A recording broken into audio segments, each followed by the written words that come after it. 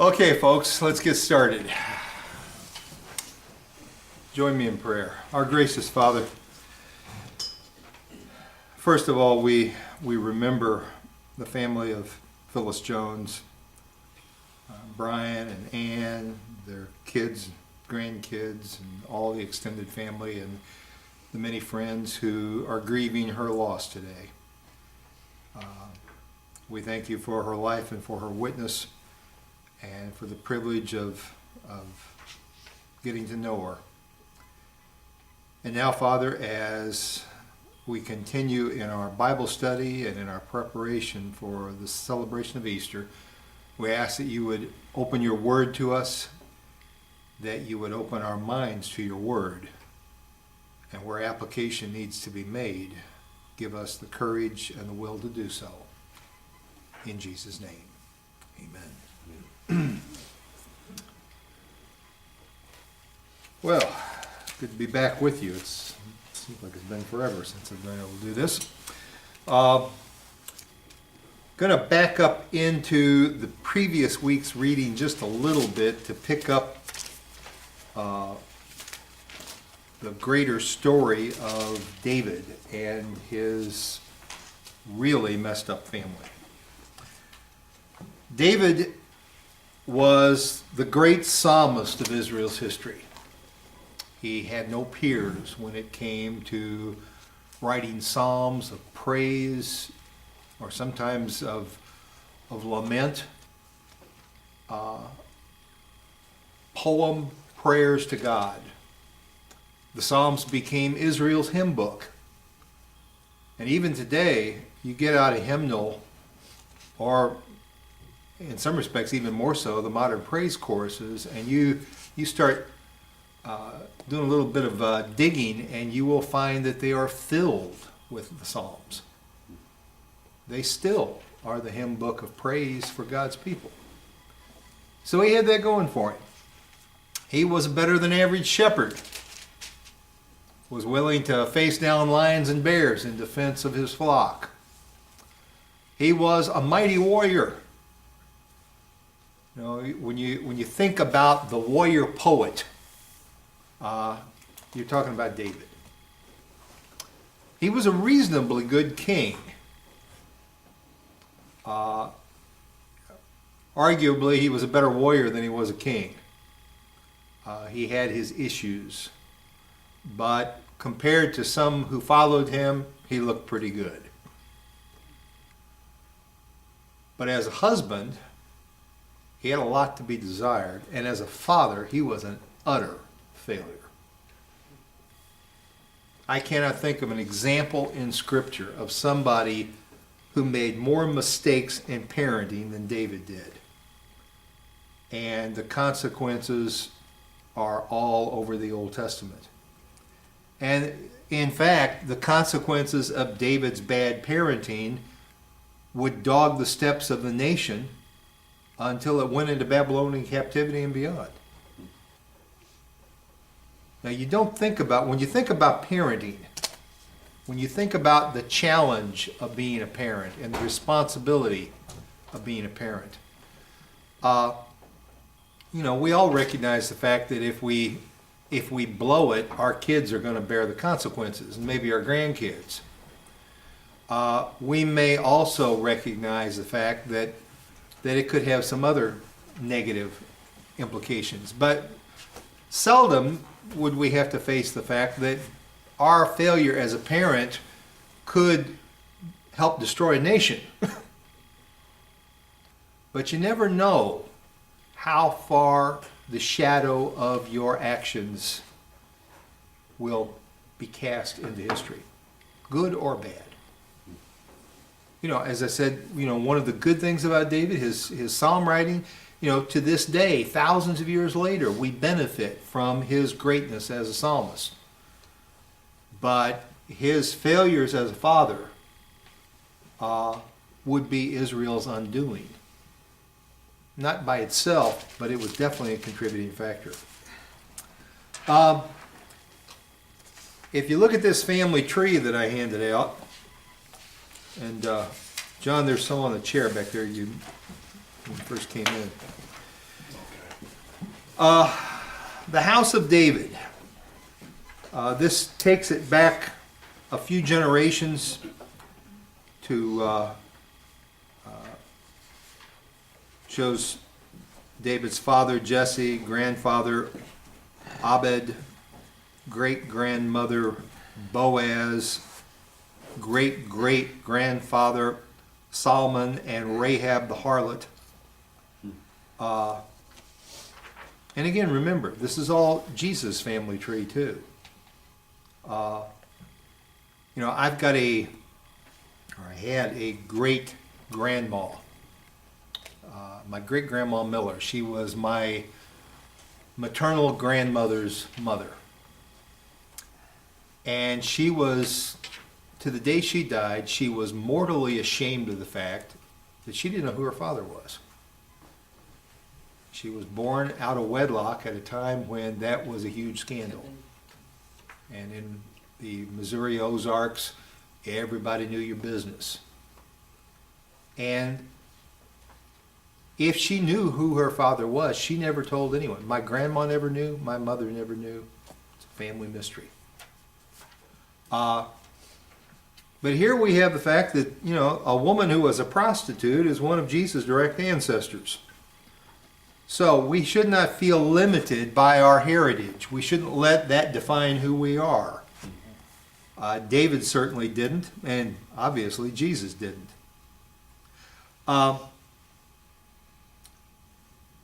If you remember the story, you read it not long ago about how David was selected by Samuel as the king to replace Saul. He was the youngest of seven brothers, the least likely of the family to be selected for such a thing. One of those brothers, his son will play a major role in some of the mess of David's own siblings. Shema, his son was Jonadab, who was first cousin to David's sons, and he plays a less than desirable role in some of the family intrigue. David had 8 wives plus 10 concubines, and I would like to take credit for all the work that went into this chart, but I stole it off the internet. And whoever did write it didn't try to put all the concubines on. I'm not sure the names are even given. But you see, underlying every other problem is the fact that he's got a household that is made up of the children of multiple wives. And one of the things that we see as a consequence of polygamy all through the Old Testament is the household rivalries that it generates. The wives are jealous of each other, and so you've got rivalries between them, and that is passed down as a family inheritance to their children. And so the sons and daughters of one wife are constantly in conflict with the sons and daughters of other wives. And that certainly plays a big role in the difficulties in David's household. The first big failure that David had as a father was, in spite of the fact that he had all these wives and concubines, he wasn't satisfied there, and he had an adulterous relationship with a married woman, Bathsheba, that led to his plotting for her husband's death. It was little more than murder that David committed. He set him up to die in battle needlessly. And there was a pregnancy that came out of that, and as punishment from God, that child died. And with it came a promise that from God that there would be no peace in David's household. That this was going to be the beginning of a series of heartbreaks. And boy, is that played out. So we move along to 2 Samuel 13. And we get into the story of Amnon and Tamar and Absalom. Now, Absalom, David's son, had a beautiful sister whose name was Tamar. And after a time, Amnon, David's son, loved her. And Amnon was so tormented that he made himself ill because of his sister Tamar, for she was a virgin, and it seemed impossible to Amnon to do anything to her. Now, obviously, the reading this from our perspective in the 21st century, the first thing that seems so shocking to us is the whole notion of an incestuous love interest between a brother and sister, or in this case, a half-brother and half-sister. And that is shocking to us. It would not have been shocking in its day, particularly in a royal household.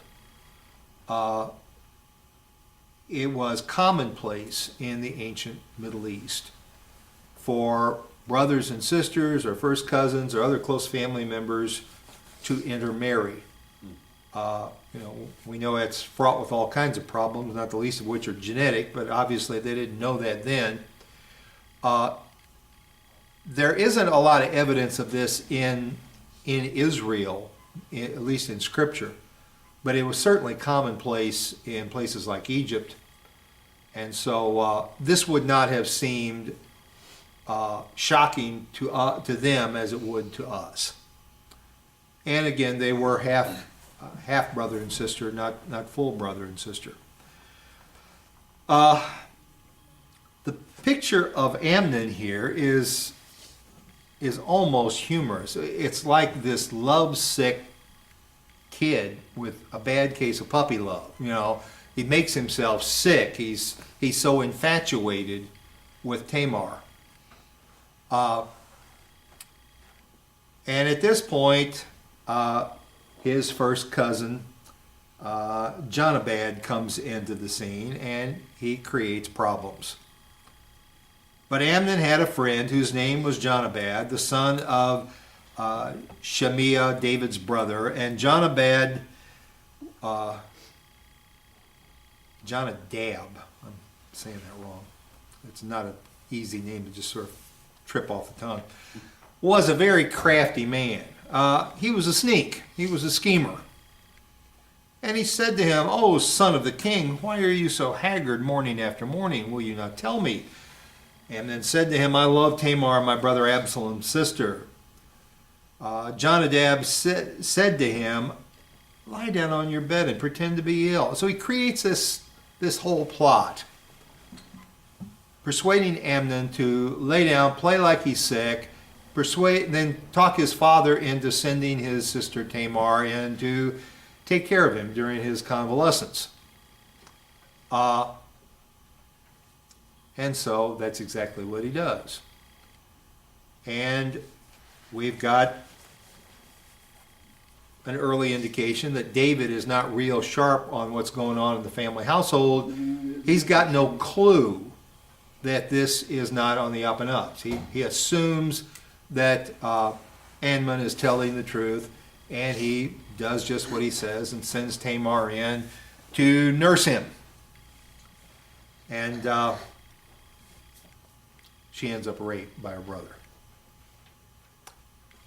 And it's interesting when he confronts her and begins to grapple with her, she says, "No, my brother, do not violate me, for such a thing is not done in Israel. Do not do this outrageous thing. As for me, where could I carry my shame? And as for you, you would be as one of the outrageous fools in Israel.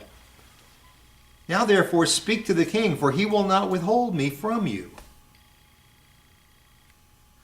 So she's trying to talk sense to him. She's rightly saying that this would result in her disgrace, and he would be a laughingstock. He would be regarded as a complete fool, especially given what she says to follow. If he would simply ask David, David would consent to giving Tamar to him as his wife. But that's not what he wants to do. So he rapes her, and again, it is an old story how this infatuation can turn to hate just like that. And we can only imagine what's going on in his head. He realizes suddenly the gravity of what he's done. And so some of this hatred is almost certainly self-hatred. He's disgusted at his own behavior. And he looks at her and he sees her as the blame for his failure. You know, I wish I could say this is the only time in history this has happened, but this is a story that has been played out generation after generation from time immemorial right into the present. And Tamar was the victim. And Amnon disgraced himself. And then Absalom sees that Tamar is not herself. And he finally persuades her, tell me what's going on. And he compels her to tell him. And notice he says, has Amnon my brother been with you? So Absalom figured it out. He could see, he'd watched his half-brother. He picked up on the thing that David clearly didn't pick up on. This unnatural and unhealthy infatuation that Amnon had for Tamar. Went right past David, but Absalom saw it. And his suspicions are written all over this passage. So Tamar told him. And lived, it says, a desolate woman in her brother Absalom's house. Okay, now we have David back on the scene. Now, when King David heard all these things, he was very angry. And that's all we have from him. We have no indication that he did anything to address this terrible deed that his firstborn son had committed. Remember, Amnon is the firstborn. He is the expected heir to the throne at this point. But Absalom doesn't just get angry. It says, but Absalom spoke to Amnon neither good nor bad, for Absalom hated Amnon because he had violated his sister Tamar. There was a 17th century English poet by the name of John Dryden. And he actually wrote a very long and, as I scanned it, very tedious poem entitled Absalom and Ichthopel. And it includes this line, which really captures the essence of Absalom. Beware the fury of a patient man. Of what? Patient man. Absalom is one of these guys who buys into the idea revenge is a dish best served cold. He does nothing for 2 long years. 2 years. Verse 23, after 2 full years, even in the English translation, it carries the fact that this is a long time to nurse your hatred. After 2 full years, he sets the plot. And he kills, through his servants, his brother. And he does it in the presence of his other brothers. He's not trying to hide this.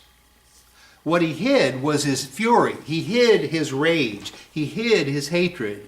He nursed it. He bided his time. He looked for just the right opportunity. And once again, David is clueless.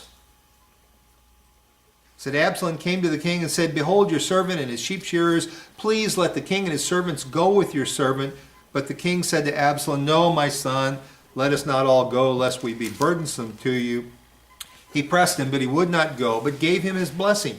Now, reading between the lines, apparently what Absalom wanted to do was to kill his brother right there in the presence of David. You know, he wasn't just getting revenge on Amnon. He's plotting to get revenge on his father, who had done nothing to defend the honor of his raped daughter. So Absalom is a furious man, a patient man, a plotting man, one who is bent on revenge. And it also says that David was clueless about what was going on. He had no idea what Absalom had in mind. Now, to be fair to David, you know, this would have been a lot to have guessed. But apparently he's clueless that there's even any tension between the brothers at this point. And so with the brothers assembled there, he waits till Amnon gets good and drunk, and then he sends the servants in to kill him. And then Absalom fled. The king's sons came and lifted up their voice and wept, and the king also and all his servants wept very bitterly. But Absalom fled and went to Talmai, the son of Ammihud, king of Geshur. And David mourned for his son day after day. Then in verse 39 it says something that's a little bit ambiguous. The spirit of the king longed to go out to Absalom, but he was comforted about Amnon since he was dead. What's not clear is why he wanted to go out to Absalom. Did he want to go out to Absalom to, bring the wrath of God upon him, to seek vengeance? Did he want to go out and be reconciled? It's really not clear in this place. And even if you look at the greater context, it still is a little fuzzy. Certainly we get to a point where David is feeling very, very fatherly toward Absalom, but at this point his feelings are a little bit hard to distinguish. And then Joab goes through this exercise. He hires a woman to go in and spin a yarn for David. He's trying to restore some semblance of peace and harmony within the royal household. And the upshot of it is that David allows Absalom to return to the palace with basically the condition that I don't want to see you. You go on that wing, I'll be in another wing. If you plan to go anywhere where I'm going to be, you let me know ahead of time so I can be someplace else. So there's still tension in the household, but they're back under one roof. And so the plot thickens. In chapter 15, we discover that Absalom is not through with his desire to bring revenge upon his father.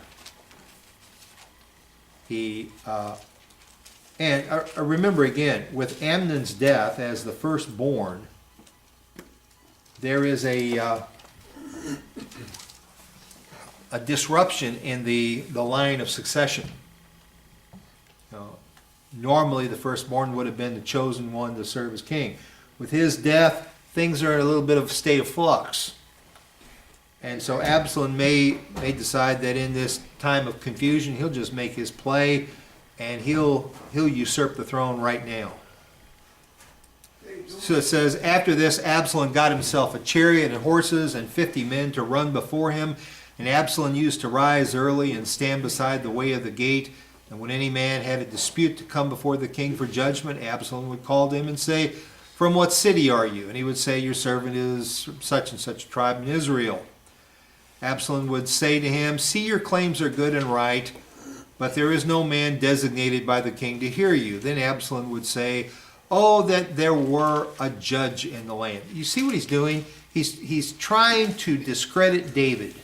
He's trying to sow discord, to make his father look bad while he inserts himself and raises his own standing among the people. You know, it's an old game. You know, that quiet word of discontent that's being sown among the population. And eventually, he gets a band together and he launches a palace coup, and David has to flee Jerusalem, running for his life. And for 4 years, David has to live as a refugee within his own kingdom.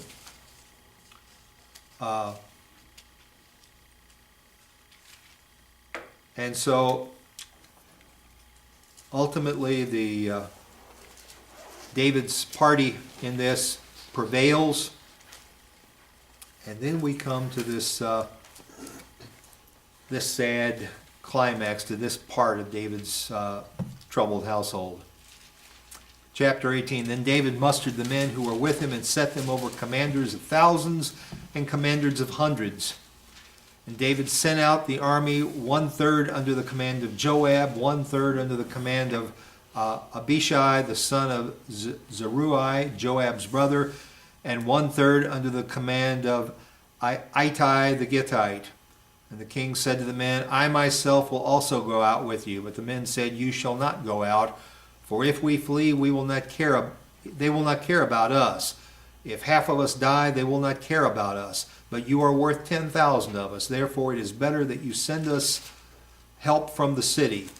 The king said to them, whatever seems best to you, I will do. Now, remember, David had been a great warrior. And there'd been a call to arms. And he's like an old war horse. He wants to get out there and fight with the rest of them. But his men were wiser than he was at this point. They recognized that David wasn't just another warrior. He was a critical political figure. And that were he killed, they would all be lost. What's more, his presence on the battlefield would upset the balance of things, because Absalom's men would have made a point to attack David. His death would have been far more important than anybody else's. And so David listens to wise counsel at this point, and he refrains from going out into the battle. So the army went out into the field against Israel, and the battle was fought in the forest of Ephraim.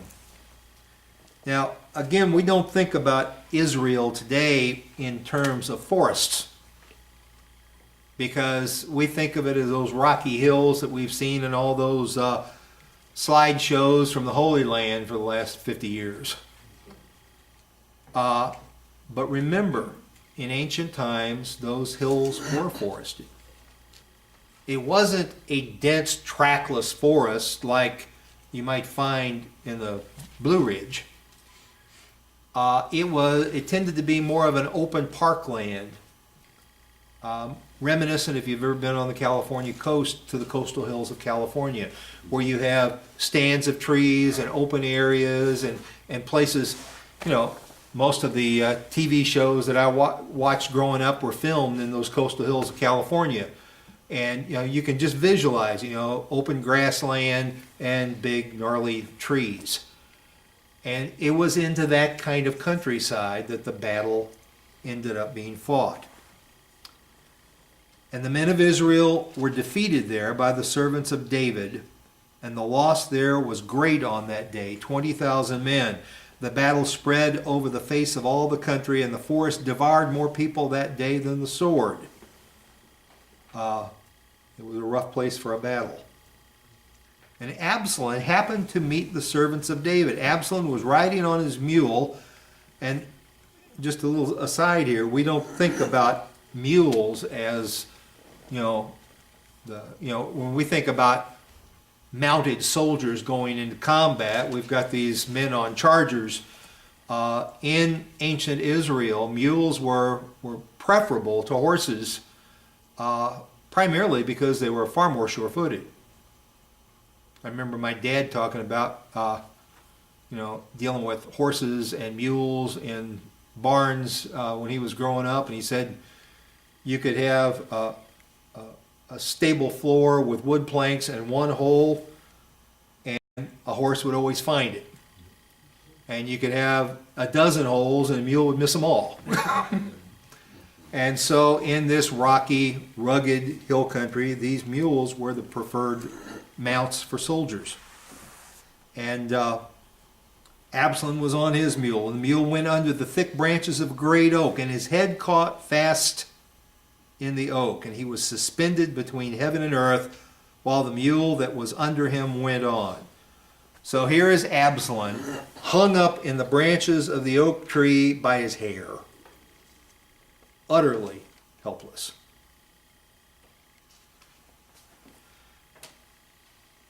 And a certain man saw it and told Joab, "Behold, I saw Absalom hanging in an oak." Joab said to the man who told him, "What, you saw him? Why then did you not strike him there to the ground? I would have been glad to give you 10 pieces of silver and a belt." But the man said to Joab, "Even if I felt in my hand the weight of 1,000 pieces of silver, I would not reach out my hand against the king's son. For in our hearing the king commanded you, for my sake protect the young man Absalom. On the other hand, if I had dealt treacherously against his life, there is nothing hidden from the king. Then you yourself would have stood aloof." Joab said, "I will not waste time like this with you." And he took 3 javelins in his hand and thrust them into the heart of Absalom while he was still alive in the oak. And 10 young men, Joab's armor bearers, surrounded Absalom and struck him and killed him. David had placed a pretty tough command upon his men when they went into battle against Absalom. In spite of everything that Absalom had done, in spite of the fact that he had cold-bloodedly murdered David's firstborn son, in spite of the fact that he had raised an army against David, had killed many of David's men, had forced David into exile, in spite of all that, David wanted his life spared, to the point that it had become a source of annoyance and embarrassment to his own men. And Joab was having none of it. And so they took Absalom and threw him into a great pit in the forest and raised over him a very great heap of stones, and all Israel fled, everyone to his home. Now Absalom in his lifetime had taken and set up for himself the pillar that is in the king's valley, for he said, "I have no son to keep my name in remembrance." He called the pillar after his own name, and it is called Absalom's monument to this day. And then the word comes back to David. Now David was sitting between the 2 gates, and the watchman went up to the roof of the gate by the wall. And when he lifted up his eyes and looked, he saw a man running alone. The watchman called out and told the king, and the king said, "If he is alone, there is news in his mouth." He knew, one guy coming, he's a messenger. And he drew nearer and nearer, and the watchman saw another man running. And the watchman called the gate and said, "See, another man running alone." The king said, "He also brings news." The watchman said, "I think the running of the first is like the running of Ahimaaz, the son of Zadok." And the king said, "He's a good man and comes with good news." Then Ahimaaz cried out to the king, "All is well." And he bowed before the king with his face to the earth and said, "Blessed be the Lord your God, who has delivered up the men who raised their hand against my lord the king." And the king said, "Is it well with the young man Absalom?" Now think about this. Men who'd gone into combat on David's behalf, men who risked their lives, in some cases gave their lives. And the first thing David asks about is not the welfare of his army, but the welfare of the man who raised an army against him. And this seems incredible unless you have a son. And then you can understand how utterly conflicted David was at this point. So conflicted that it was negatively impacting his judgment as a commander-in-chief and as a king. And Ahimaaz answered, when Joab sent the king's servant, your servant, I saw a great commotion, but I do not know what it was. And the king said, turn aside and stand here. So he turned aside and stood still. And behold, the Cushite came. And the Cushite said, good news for my lord the king. For the Lord has delivered you this day from the hand of all who rose up against you.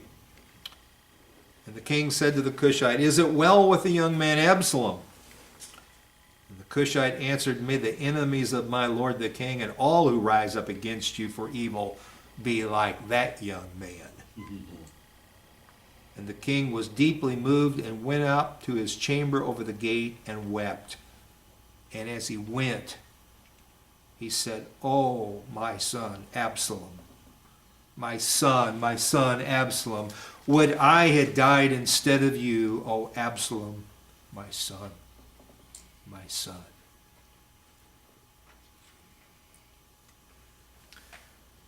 All of the sins in David's life, all the mistakes, all of the terrible things he had done as husband and father came crushing down upon him in that moment. His son was dead.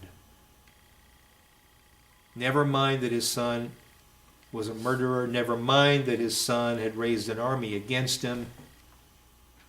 His son was dead, and David wept.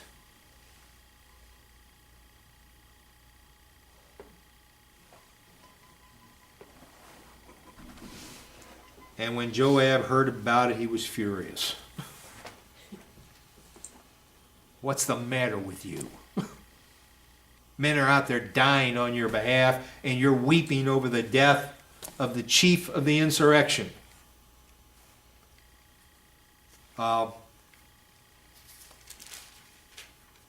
David was never really the same after this. He was, in many respects, a broken man. And it's not long before his days are ended. But his problems with parenthood are not over, because he's still got kids and still faces challenges. We get into 1 Kings, and one of David's sons decides it's time for him to set himself up as king. Adonijah. He was the son of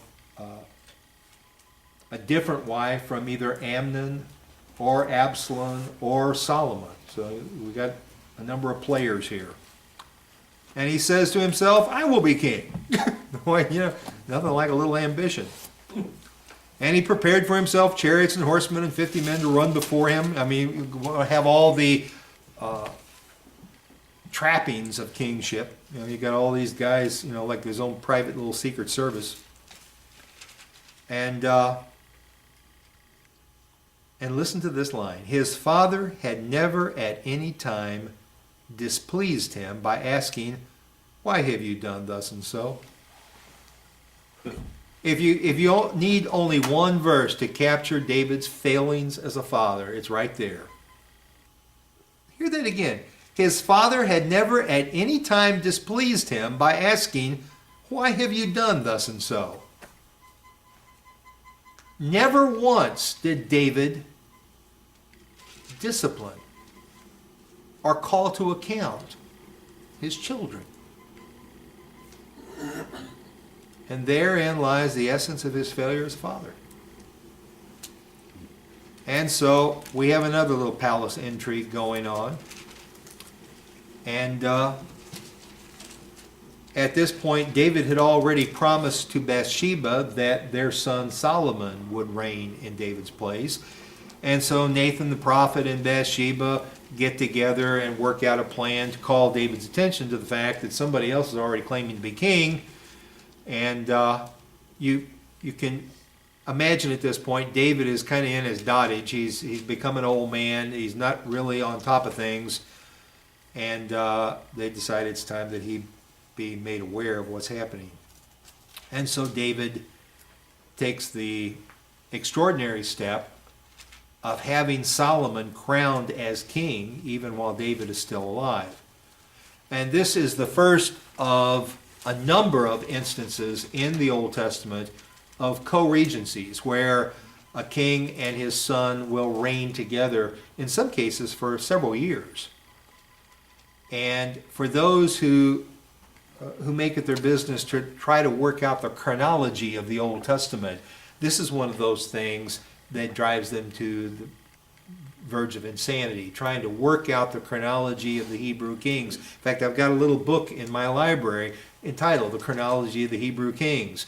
And this dear gentleman spent years trying to work this all out. And it's got multiple charts in order to accommodate. You've got the kings of Israel, the kings of Judah, and these overlapping king reigns where you've got co-regencies going on. And it will drive you cross-eyed and batty trying to work it out for yourself. So you just pull out the book and say, oh, what do you say here? So anyway, this is the first of many. And so Solomon is anointed. And then David sits down and has a father and son talk with his son, the new king. When David's time, this is chapter 2 of 1 Kings, when David's time to die drew near, he commanded Solomon his son, saying, I am about to go the way of all the earth. Be strong and show yourself a man, and keep the charge of the Lord your God, walking in his ways, and keeping his statutes, his commandments, his rules, and his testimonies, as it is written in the law of Moses, that you may prosper in all that you do, and wherever you turn, that the Lord may establish his word as he spoke concerning me, saying, if your sons pay close attention to their way, to walk before me in faithfulness with all their heart and with all their soul, you shall not lack a man on the throne of Israel. All well and good up to this point. Very good advice. He might have added, I hope you do a better job than I did. Now remember, David's a tough figure to get your head around. Because the good part about David is so good. And the bad part about David is so detestable. There were times when he had King Saul within his grasp.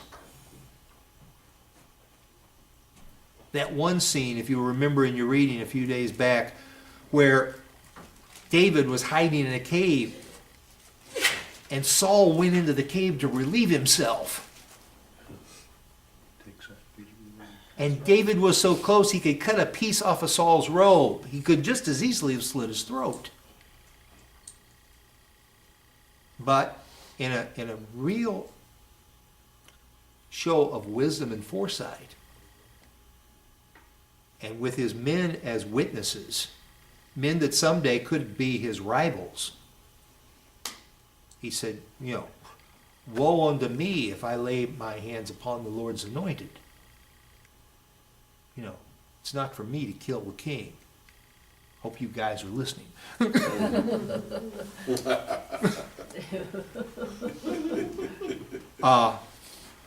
So he had that side of it.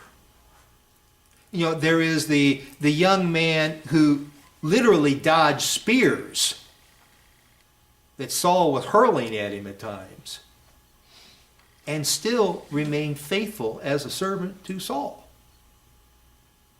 There is the man who was the devoted friend of Saul's son Jonathan. So there's some wonderful things about it. And then there's the David who ran a protection racket. There's the David who was a womanizer. There's the David who was a negligent father.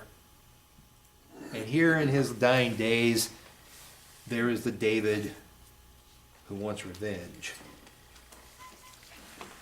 Moreover, you also, this is verse 5, you also know that Joab, the son of Zeruiah, did to me, how he dealt with the two commanders of the armies of Israel, Abner, the son of Ner, and Amasa, the son of Jether, whom he killed, avenging in time of peace for blood that had been shed in war, and putting the blood of war on the belt around his waist and on the sandals of his feet. Now listen to this. Listen to this words of advice from a father to his son. Act therefore according to your wisdom, but do not let his gray head go down to Sheol in peace. Don't let him die in his bed. Man, that's cold. One of the last things we have recorded him saying. Get him. But deal loyally with, and then he goes on, talk about my friends and faithful servants. Treat them nice. Then there's also with you Shemiah, the son of Gera, the Benjaminite from Bahurim, who cursed me with a grievous curse on the day when I went up to Mahanan. But when he came down to meet you at the Jordan, I swore to him by the Lord, saying, I will not put you to death with the sword.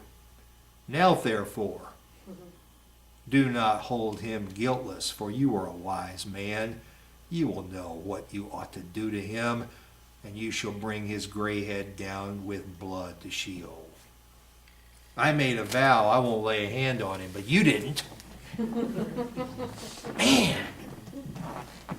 He just goes down his checklist of unfinished business. I mean, Michael Corleone couldn't have been any more cold or efficient.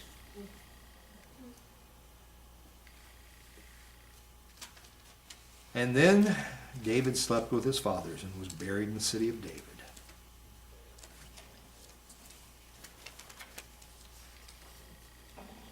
And as we see the kingdom going from father to son, we see some of the same terrible character flaws that we saw in David recurring in Solomon. In some cases, times 10. Literally, in the case of the wives and concubines. Some of the same kinds of mistakes. But the difference between David and Solomon in the final analysis, and God blessed Solomon with wisdom and he still screwed up. So being smart is not the only answer.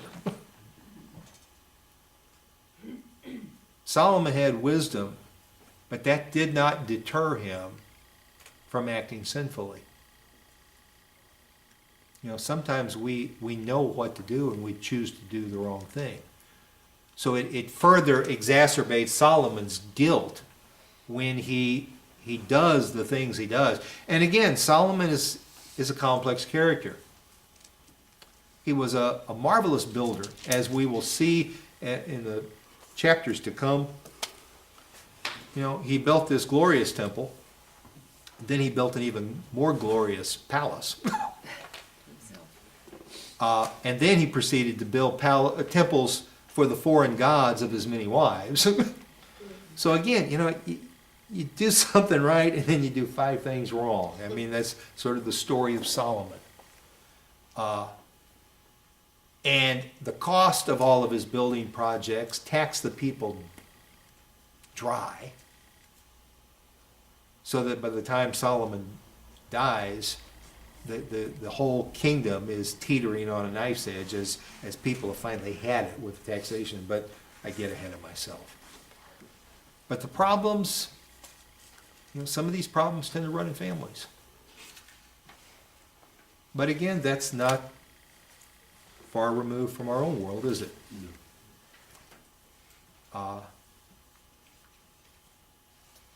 You know, I sometimes see my father in myself, and sometimes that makes me proud, and sometimes I just kind of shake my head.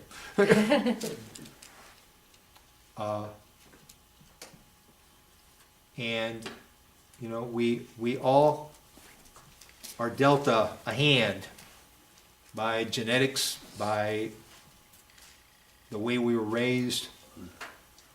We're accountable to deal with what we're dealt.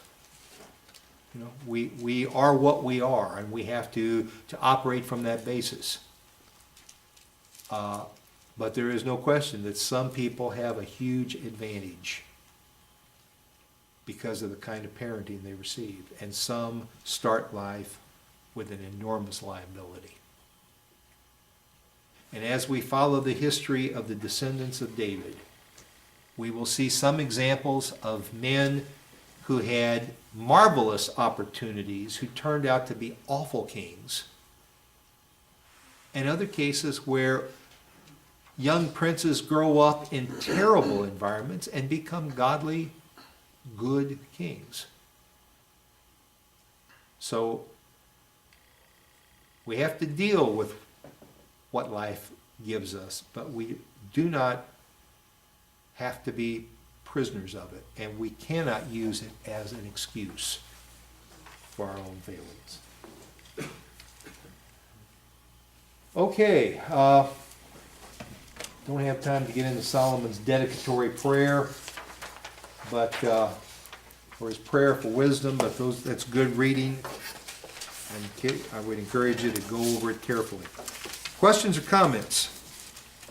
I have one question. I was just curious, when you get to 18 and they talk about where Absalom was buried, and about that pillar, Yeah. because he didn't have any sons. But in 14, they talk about he had 3 sons. Do we assume they died? Apparently, Because they didn't name them. yeah. They named Killed the so many daughter. people. Yeah, I would assume that they had died. Bear in mind, in that day and age, infant mortality and childhood mortality was enormous.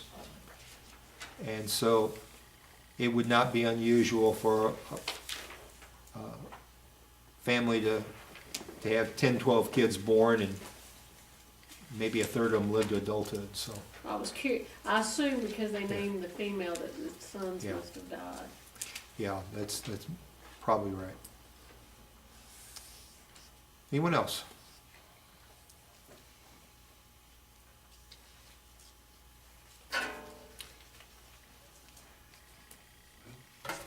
In that case, let's have closing prayer. Gracious Father, again, we thank you for your word and for its preservation over these many centuries.